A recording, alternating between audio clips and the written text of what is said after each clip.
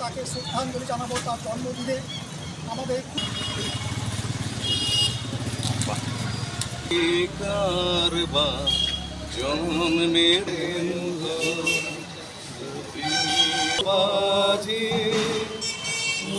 Ramakrishna IVF centre, মা হওয়ার স্বপ্ন পূরণ। নির্ভরযোগ্য চিকিৎসা এখন আপনারই শহরে, জীবনরেখা হসপিটাল। প্রতি বছর তো রায়গঞ্জ পৌরসভার উদ্যোগে এটা হয়। এখন একটা অন্যরকম পরিস্থিতি চলছে, যার ফলে রায়গঞ্জের পৌরসভার উদ্যোগে আমরা কোনো চিঠিপত্র যেবার প্রত্যেক বছর যেরকম পেয়ে থাকি, এবার তো সেরকম আসেনি। ফলে কি হলো, আমাদের রায়গঞ্জের সাধারণ মানুষেরা তারাই উদ্যোগ নিয়েছেন।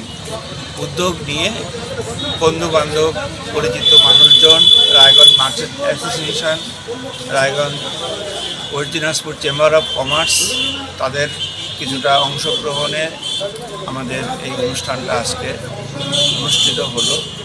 রবীন্দ্রনাথের পাদদেশে আমরা দাঁড়িয়ে আমরা একটু শ্রদ্ধা জ্ঞাপন করলাম। আমরা তার 166তম জন্মদিন আজকে পালন করলাম।